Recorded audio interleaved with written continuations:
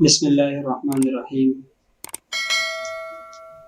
سابقہ نشست میں اسم باری تعالی الباری کے خواص کو بیان کیا تھا۔ آج کی اس نشست میں اسم باری تعالی المصور کے چند خواص کو بیان کریں گے۔ یہ بات میں پہلے بھی ذکر کر چکا ہوں کہ جو خواص بیان کرنے کا سلسلہ ہے، اس کا مقصد یہ نہیں کہ ہم جمیع خواص کو آپ کے سامنے رکھ دیتے ہیں، بلکہ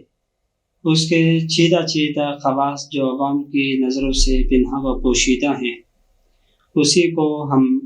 بیان کرنے کی کوشش کرتے ہیں، اور کوشش یہ کرتے ہیں کہ مختصر سے مختصر ہم بیان کر سکیں۔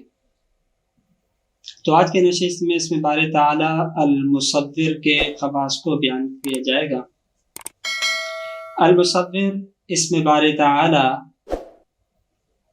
یہ وہ عظیم اسم ہے کہ جو اپنے ذاکر کے دل پر علوم کی صورت کو نقش کر دیتا ہے، یعنی جو شخص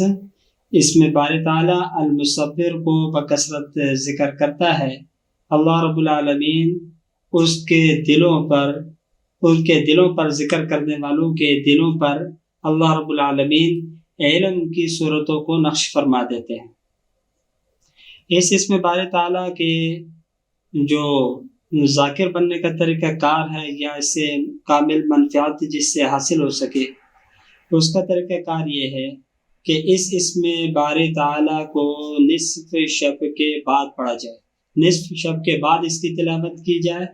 اور پڑھنا اس کو ہے 672 مرتبہ،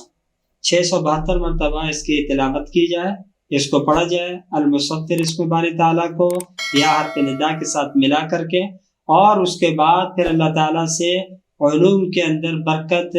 مانگی جائے، تو اللہ رب العالمین باطنی علوم سے انسان کو بہرہ ور فرما دیتے ہیں، اور باطن کے ساتھ ساتھ جو ظاہری علوم ہیں، اگر کوئی شخص اس اسم باری تعالیٰ کا بکثرت ورد کرے تو جو ظاہری علوم ہیں اس کے اندر بھی اس کو مہارت تامہ حاصل ہوتی ہے۔ یہی وجہ ہے کہ اہلیان دین کے پاس یا بزرگان دین کے پاس جب کوئی شخص آتا ہے کہ ہم تحصیل علم کے اندر مصروف ہیں، دعا فرما دیں، کوئی عمل کوئی وظیفہ بتلا دیں کہ علم کی تحصیل کے اندر آسانی ہو جائے، تو بزرگان دین اس کو اسم باری تعالیٰ المصور کا ورد کرنا بتلاتے ہیں۔ اسی وجہ سے کہ اس سے جیسے باطنی علوم وہ ظاہر ہوتے ہیں دل کے اوپر، اسی طریقے سے جو ظاہری علوم ہیں وہ بھی اللہ رب العالمین اس اسم کی برکت سے